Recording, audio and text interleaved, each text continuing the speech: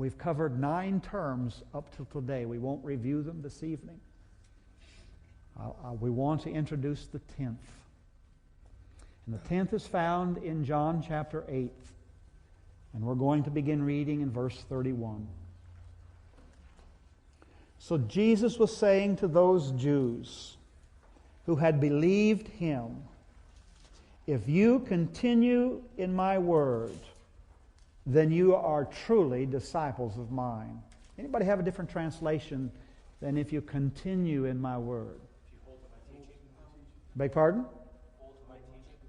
Hold to my teaching. Abide. Yes, the word is meno, and in chapters 14, 15, 16, it's translated abide. Same word. It does mean to continue or to remain in the place. To hold to my teachings, to continue and remain. The word isn't teaching there in the Greek, however. The word there is logos. The word is the full expression of all that God is as it has been spoken by God himself. The word is logos there. It could include teaching, but teaching's inadequate, and holding to teaching is inadequate. It's a continuing, a holding, a remaining in his logos. All that he has spoken and all that he is speaking.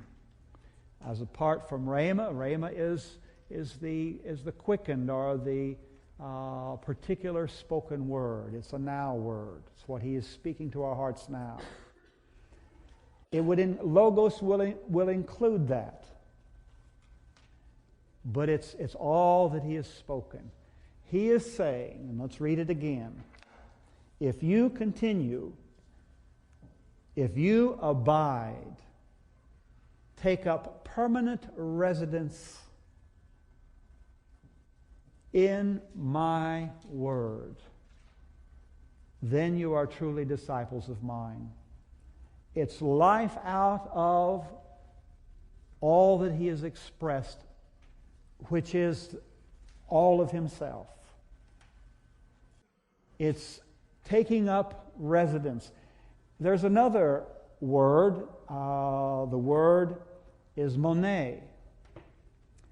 And that word is translated, and it's from the same root, meno and monē. Monē is always translated in the Scriptures as either the abode or the mansion. You know the text in the Gospels concerning mansions. And the word really is abodes. He's preparing for us a place in himself. Mansions, abodes. We've all seen these, and I've even seen paintings. I've heard many descriptions of a place that he's preparing for us in heaven for eternity. He's not preparing a place for us in heaven for eternity. We will return with him for an eternity in a new Jerusalem, which is his abode. And that new Jerusalem comes down to a new earth. You all recall this, don't you, in Revelation? Once you make that connection, you recognize that when he is going to prepare a place, that place is ours before sweet by and by. And if you follow the very text, you discover that. It's a place in him and he in us that is established in the now, in Christ. But I want you to see that he is saying that if you will abide in his word, if you will make your residence, live in and continue living in all that he has spoken and is speaking, then you are truly disciples of mine. Why is this a condition of being a disciple? And let me just restate, if you're not a disciple of Christ, you're not in the kingdom.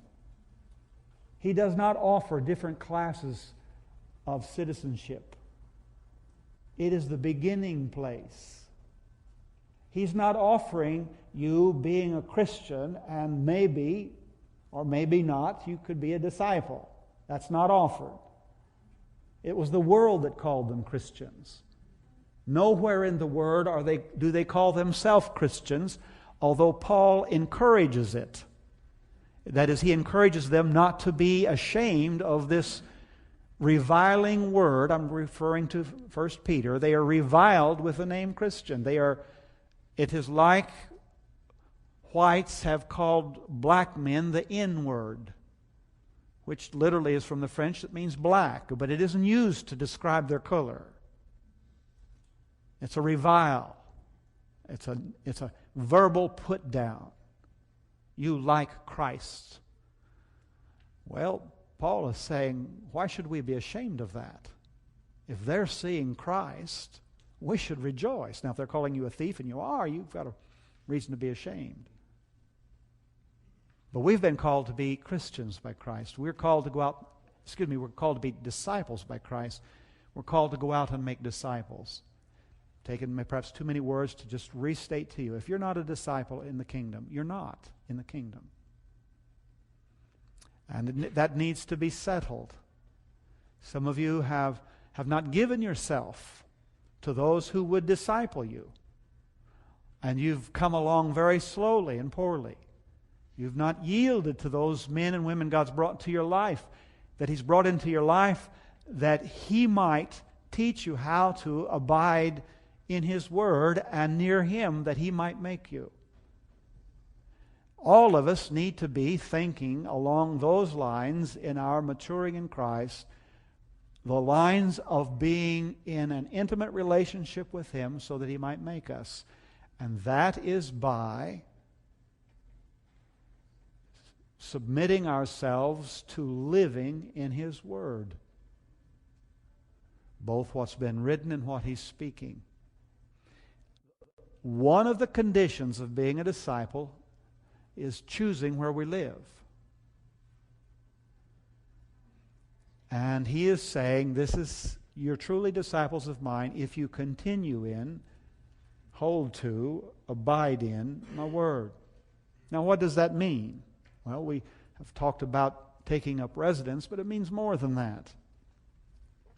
You cannot discard His word.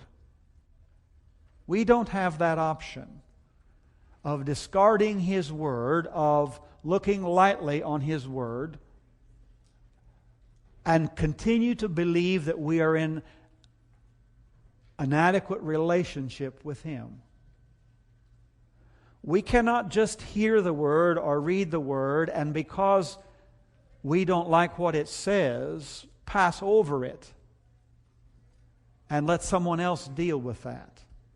I hope this has come through in this whole series on the way. We're finishing it up today, but hoping that's coming through. You are now without excuse.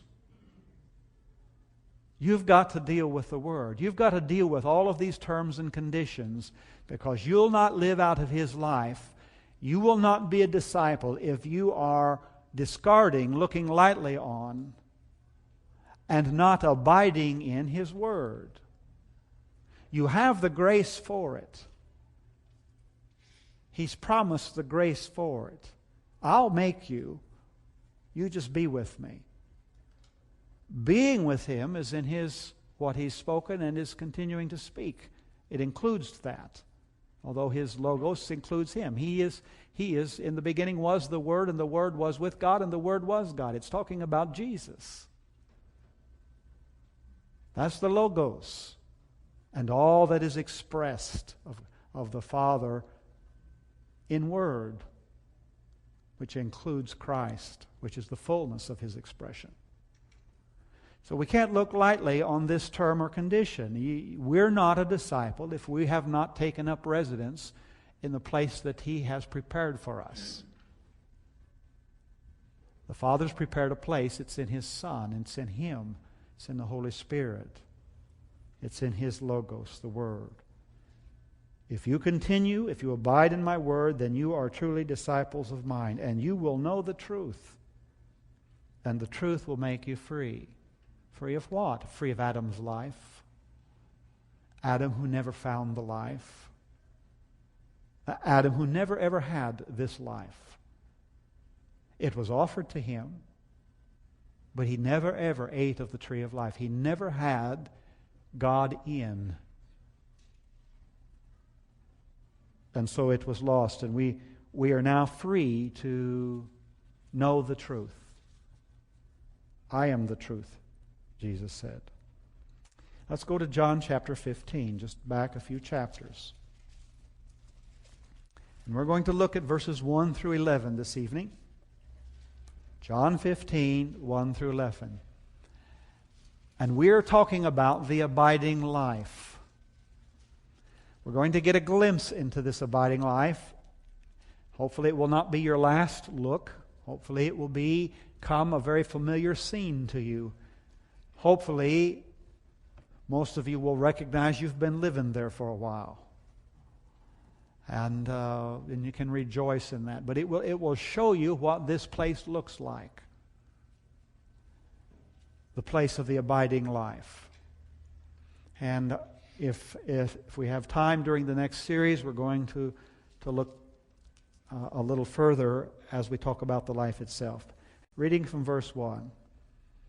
Jesus is speaking and he says, I am the true vine and my Father is the vine dresser. Every branch in me that does not bear fruit, he takes away, and every branch that bears fruit, he prunes it, so that it may bear more fruit. Before we go any further, surely you have picked this up from John Brown by now. I'll answer what I would ask by asking you a question. Is it possible to be a branch in the vine and be cut off?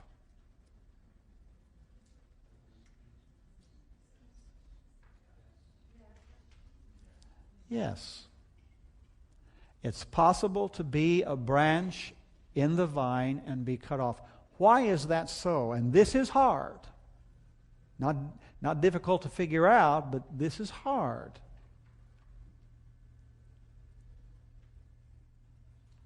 Why is it possible to be a branch in the vine? Jesus says, I am the vine, you are the branches. Why is it possible to be a branch in the vine and still be cut off? Beg pardon. God is interested in something more than the branch. That needs to be heard by every one of us. God's heart is set on something beyond you and me. This selfish living for self, being all that we can be, discovering our destiny, the American dream, has all been a lie. It's all a lie. You were not created for you. It is not for your sake, O Israel, that I'm doing what I'm doing. It's for my glory's sake. You hear that? You did not buy your house because you loved the house and it had some merit in itself.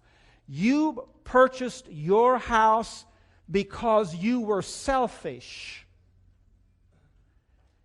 Your interest in that house is what it could do for you. Is that not so?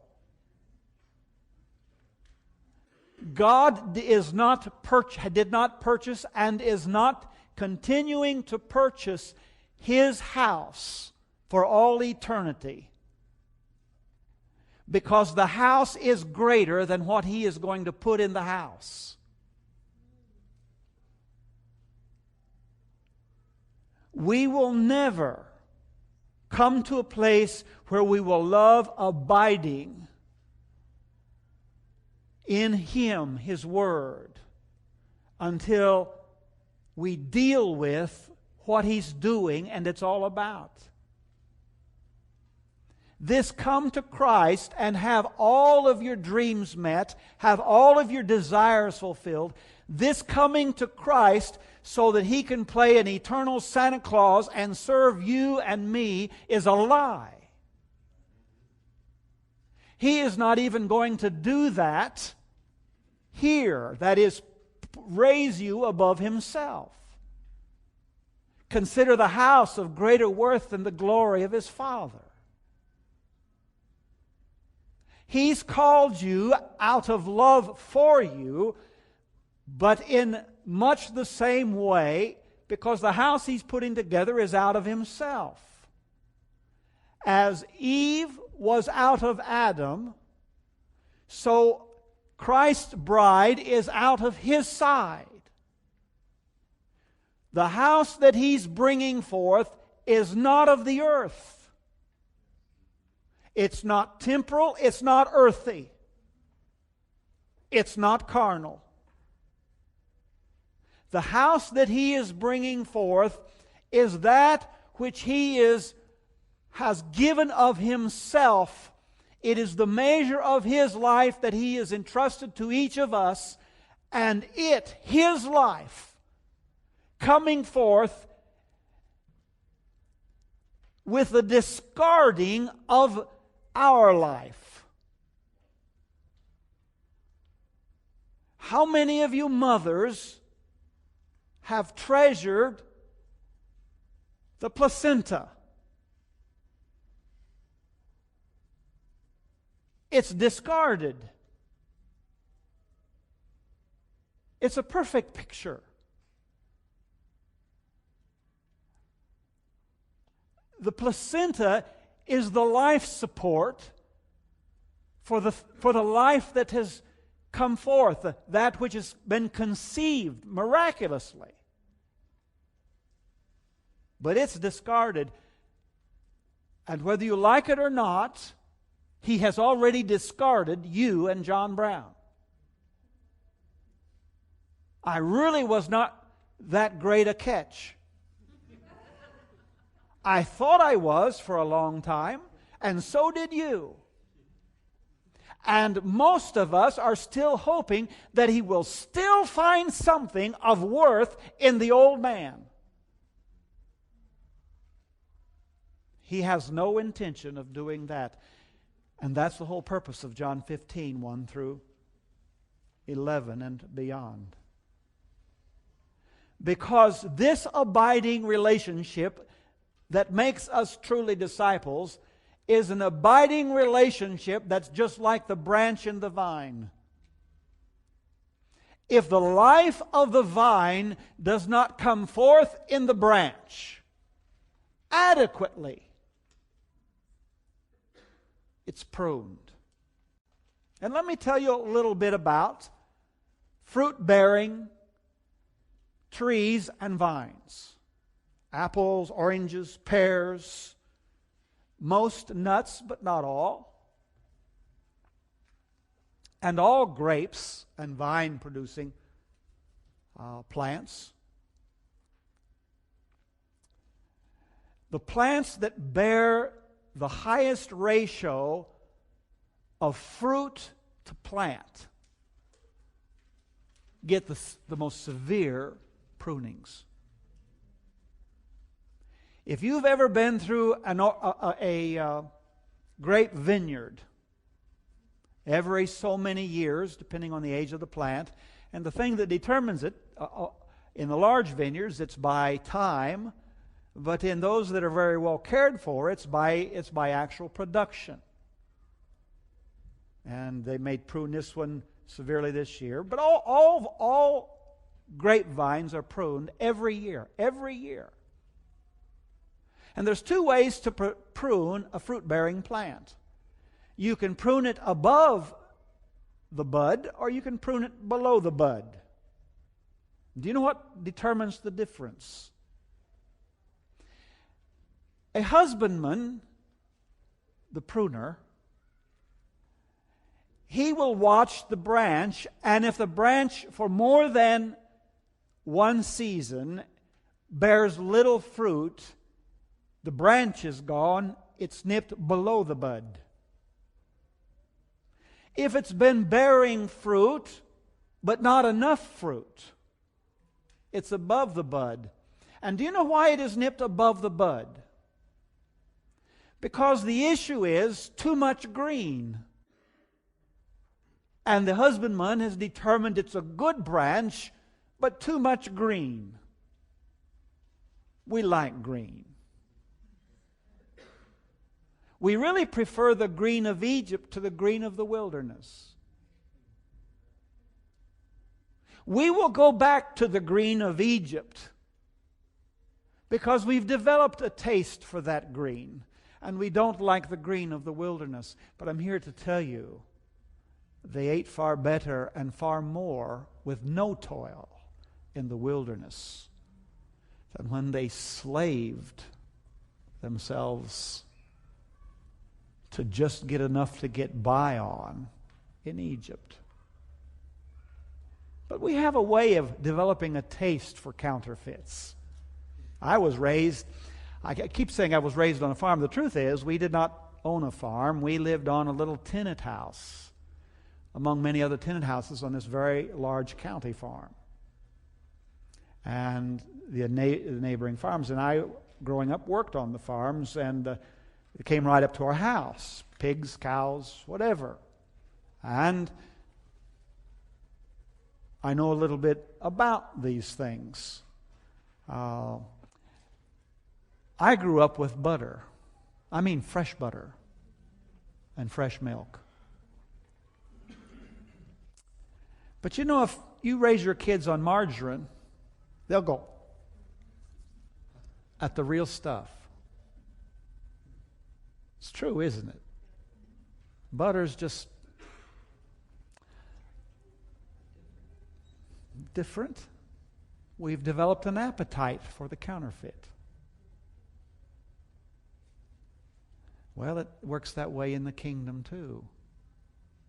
We would rather have more green. It really looks better, doesn't it?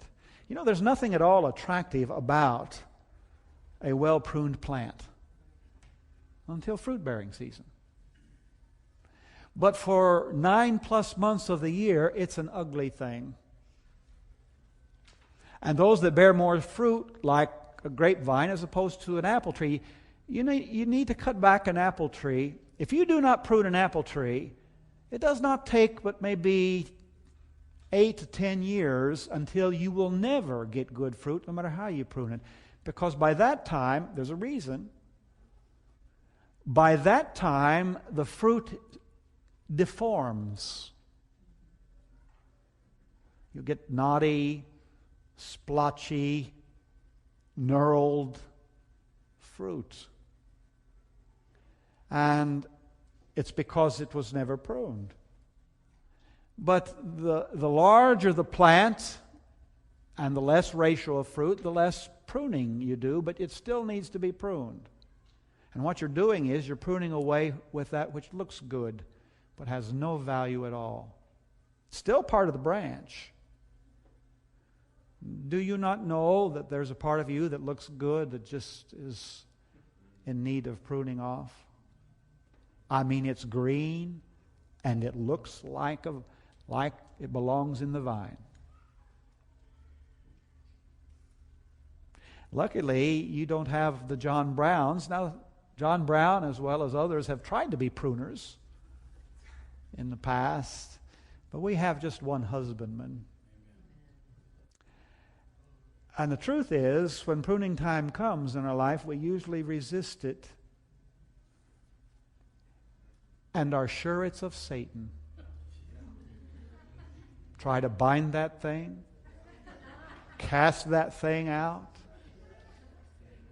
believing that this is not the promises of God for my life. But if you're listening, I'm telling you, you're truly disciples of mine, Jesus said, if you abide in my word. Abide in me, he says. I'm the vine, you're the branch. There's a reason why a good branch that's bearing some fruit is pruned back to above the bud. because a miracle takes place. A new branch comes out, new growth. It's still the coming forth of this old branch in place of the old branch, but it's the old branch. Since it's pruned above, it's not a new branch. It's the old branch coming forth. The old source is still the same, the bud. After 3 or 4 years or 5 years after that plant's been pruned above that bud, what happens to the bud and the stalk, a branch or vine below the bud? It's gotten larger, which means more life is flowing. And more life is coming to that little bitty new sprout of a branch. And it can't produce enough leaves, so it turns to fruit. Are you hearing? It's necessary that we be pruned back to the source of life. Because then what will now come forth will be more beautiful to Him. That we thought that if we could just keep growing, if we just be left alone in this place God has put us, in this church family where He has us, if we could stay here another 10 years under this ministry, our life and ministry would just go and go. No, I'll speak prophetically to you. There will be something wrong if you die in the same congregation you now are in.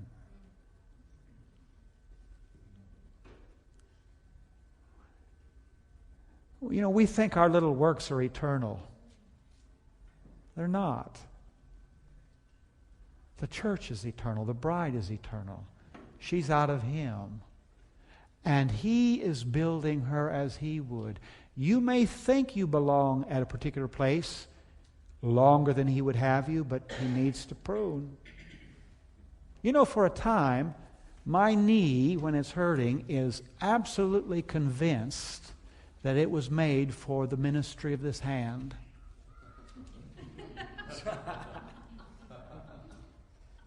But it's not. It's a temporal relationship. As you see, you do not know how He is fitting you in eternally. You don't know. Once we recognize that, then we can avail ourselves in peace and contentment with the "so be it, Lord," at the prunings and at what He does in arranging our life. But I'm saying to you unequivocally and without embarrassment or apology, if you're going to be a disciple, and that's all that He's offering us to begin with, if you're going to be a disciple, one who is intimate with Him that He might make us to what we've been created to be, pruning is your destiny, because the fruit of His life is His. And what He's looking for in you and I is not what we can produce, because all we will produce holding on to our own life is a lot of green. That's all. A lot of green. He's after the fruit. He would be quite pleased if there were almost no leaves, and in those what we would consider more leaves, He would prefer fruit. Because the fruit is that which is His life. And we're going to look at that here in a minute, where the life is, what it looks like, and what will define it from counterfeits. But let's continue in the Word. I just want you to see that truth. It's possible to be a branch and cut off.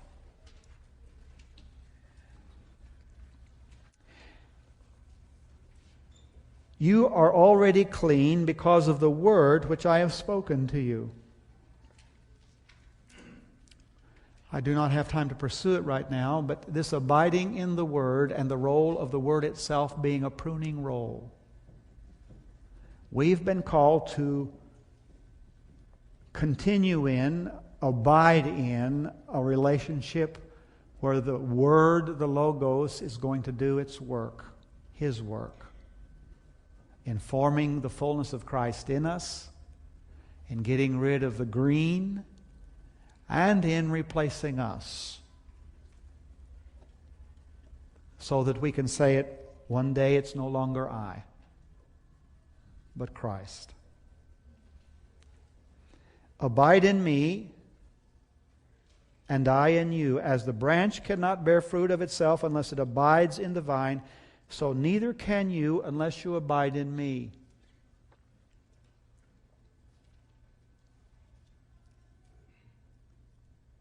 Some of us have, and John Brown's in this category,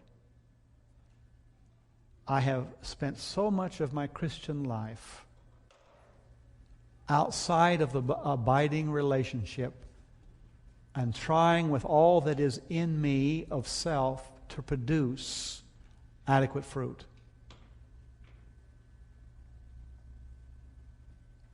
We cannot bear fruit on our own, because the fruit is His life. It's what flows from Him.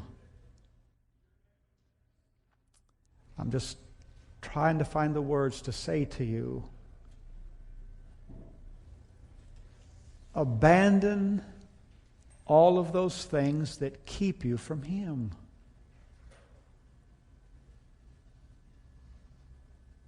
Give up your small ambitions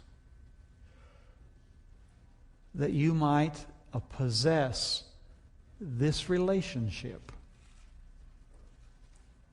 Do whatever you have to do. No holds barred, no exceptions. To deal with those things that are keeping you from the abiding life. Everything else is a deception and a lie. The only place the fruit is coming from is His life in us. Everything else is a lie. He's not calling you to more study in order to produce the life. He's not calling you to more performance to produce the life. Be with me, and I'll make you fruit-bearing, bringing forth all that I am, life. Verse 5, I am the vine, you are the branches. He who abides in me and I in him, he bears much fruit. For apart from me you can do nothing. If anyone does not abide in me, he is thrown away as a branch. Can we say it any clearer?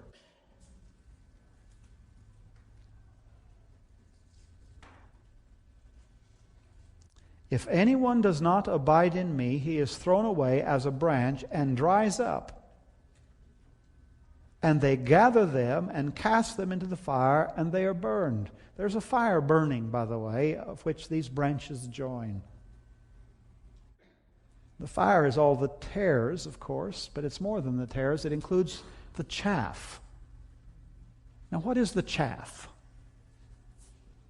Anybody know what the husk on a corn is? That's chaff. On wheat and all the grain, there is this outer layer that to all of us in the field, if someone would say, this field's a field of wheat, we'd go over and we'd pluck one of those stalks and we'd see all those 17, 18, 19 kernels up on that little, and we'd say, that's the fruit. Well, if you plucked it too early, it's more than the fruit. Because on that little plant, there is that also which is going to burn. It is a part of the wheat for a time. Listen, it's a part of the wheat for a time. It protects the wheat. It's an outer protection, a shell that is going to be discarded and burned. Is it coming through? Like the placenta and like this natural, this is not me. This is not the branch. This is protecting the branch. This is not even the fruit. And often, as you're listening to John Brown, that's not even the branch. But there is a John Brown that is.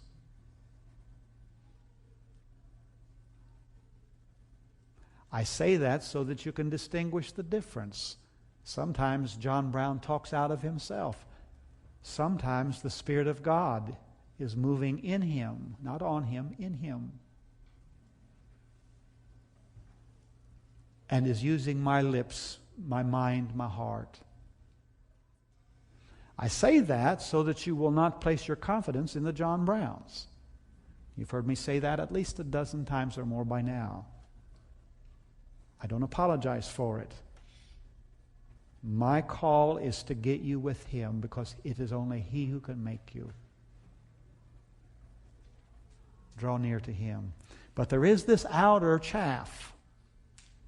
It is thrown in the fire with the tares. Jesus says it. The chaff burns with the tares.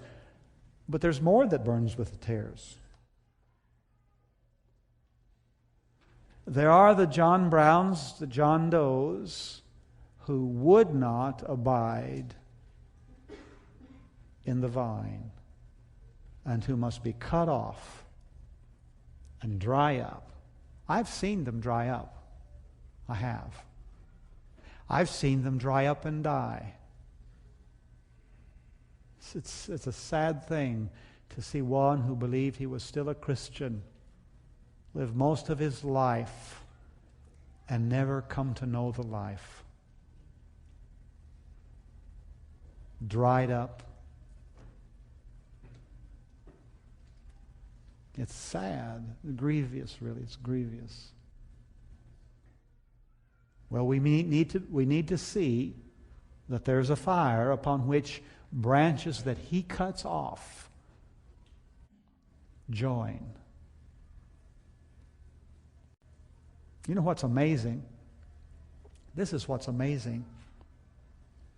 If our grace, if our salvation grace is based upon covering only what we've done, you could end up being cut off and not even know it. You can fall away out of deception, be among the apostate and not even know it. Referring to 2 Thessalonians 2. They fall away because they're deceived. They fall away because God Himself sends a deceiving spirit. It's a pruning. So that those who would not receive a love for the truth, those who would not receive a love for Christ Jesus and the abiding life, He's the truth. That God sends, God joins Satan in that last work.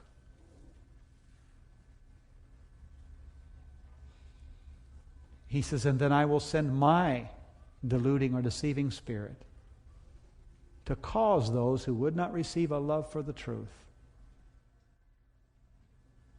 to fall away, end up in apostasy. And if they've done it out of deception, you know, if you fall because you're deceived, you won't know you've fallen. I believe our pews are full of them because we've won them to a grace that's inadequate to save them to, saved only from. Believing they can be a Christian without being a disciple. These are hard things that the church needs to hear. God has sent me to you so that you might carry this gospel to a church that's in need. Like you, there is a multitude in the pews that are hungering for the life. They know there has to be more. And they're just looking for someone to show them the way. And you're allowing Christ to come forth in you. Not a doctrine, not a teaching. You're allowing Christ to come forth with you, may bear the fruit of their life unto Christ. And we're going to touch on that just a little more in a minute. Verse 7, if you abide in me and my words abide in you, whatever you wish, it will be done for you. I've heard so much preaching on whatever you wish, ask for, and you can have. That's outside of the abiding in the Word. If you are abiding in intimacy with Christ in the vine and His life is flowing into you, what are you going to be asking for? More, more, more, more. You're asking for more of Him, more of His life. You're asking for the fruit of Him to come forth in you. And that asking will take many forms, but He will always answer it out of the abiding life. I have discovered in my own life anew that I am lacking much of the fruit that will give Him glory. And it's caused me to press in closer to Him.